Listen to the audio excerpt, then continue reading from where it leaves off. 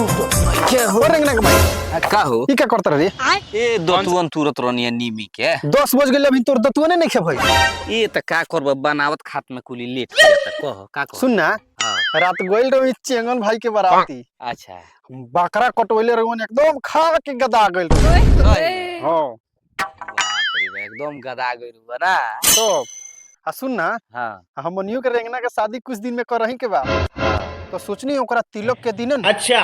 हमनियो के मुर्गा चाहे बकरा कटवा दियलै गांव में नाम हो जाई खिया दियलै तो हमनी के हां एकदम छीछा लीडर कर अच्छा ये तारा ई मुर्गा भात पर एगो हमरा बात मन पड़ल ह बताई तारा से कौन बात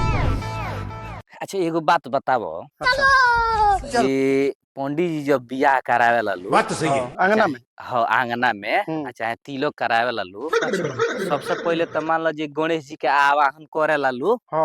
करे ला लो गणेश माने जी पहले के गणेश जी के बुलावे ला हाँ गणेश जी के बुलाई लो ओकरा बाद से दुर्गा जी के ओकरा बाद से कोई गो देवता के बुलावे ला लो हां तो जब दुआरा पर हई कुकुर भोज बनी कुकुर भुरियाई रही से खाए खातिर हां आई मीट भात अकच बकच एने उने रही तो तू बताओ देवी देवता कावना रास्ता से घर में आइलो के मांगली कारे होई ई बता हाँ कि देवता के आओ के हमरा घर में जगह है नहीं के पिछुआरे से आज हम टाटी फाड़ के हम केतना तारा के समझावत समझावत हम हार गइल बानी देवी देवता माने पिछुआरे से आवेला उहो टाटी फाड़ के जाए तू नाही होई हम मानत तानी जे मुस्लिम धर्म में लोग बनावेला खियावेला ओ लोग के धर्म अलग बा अच्छा आ हमनी के हिंदू हई सो तो हमनी के धर्म अलग बा आ दाले भात बनी आ मुर्गा मछली के जहिया जे नाव ले लो तो घर में डाढ़े हम लगा दे आ कहियो ई नाव फिर दोबारा ले लो तो तू जन बता बार बार खिसिया जेती है रंगना में एकरा मतलब सही कहती है का कि देवता मुन हमेशा मेन गेट से चलन रेंगना माई का हो रेंगना माई का हो अरे सुन तो का हो हम ना तो पगला जाए नहीं तो पगला के मर जाए आय बाप रे बा काहे हो फिर हमरा माइंड में कचड़ा घुस गइल बा हम गोल गोल नाचतन गोल गोल नाचता रह नान तारा का नान नाचे दी पढ़ल लिखल हम बानी तार नचावल बंद कर दे बोल ई बताओ हाँ आज हम फिर गांव में गइनी घूम हाँ तो पूरा गांव के लोग कहता अच्छा कि मेहरारू चाहिए तो बर्बाद कर दी मेहरारू चाहिए तो आबाद कर दी जब हमनी का पैसा कमा के तोनी के ना देम सो हाँ। तो तोनी के का कर लेबू सन सारा लोग तो हनिए के बड़ाई करता मेहरारू सन के माने लोग कहता जे मेहरारू चाहे तो आबाद कर दी मर्द के हां आ चाहे तो बर्बाद कर दी हां तो बात सही है बा ई केंगा सही बा सही जन तरह के नहीं बा मान लो जे तू कमा के लेके आव हमरा के दो हां ना तो अगर हम फुटानी उड़ाई जैसे महंगा महंगा साड़ी जाई तो किन ली आई अपना मन मुताबिक जोन मर्जी तोन खर्चा करके खाई अच्छा चाहे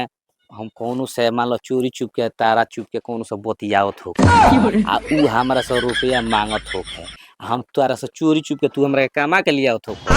हम ओकरा के देत जात हो तो तू बताओ जे तू आबाद हो खबो कि बर्बाद हो तू समझा अच्छा रेंगना कमाई ये होगा होला ए होला हो या होता कि मर्द कमा के लिया के मेहरारू के देता मेहरारू दूसरा मर्द के संगे वही पैसा के गुल छोड़े उड़ा के बर्बाद करतिया बर्बाद करत नहीं सही बारा लेकिन ते रेंगना कमाई ये ना कर लिया हमरा साथे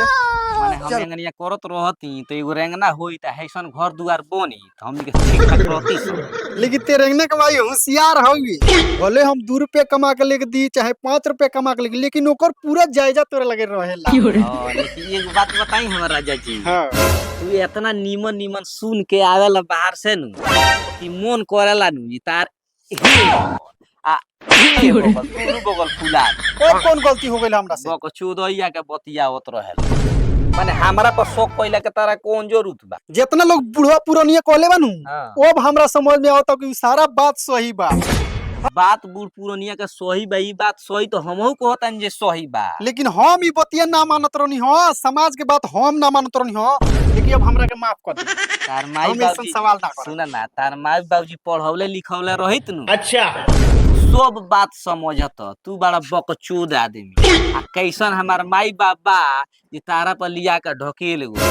हमरा ई समझ से बहरी रहेला जी 100 गो बात ओइबे घुमा के हमरा से पूछब रेंगना के माई हमरा दिमाग में होई ढूक गई रेंगना के माई हमरा दिमाग में होई ढूक गई ढूकला के पहिले ले निकालत रही हमरा सब पहिले ले निकालत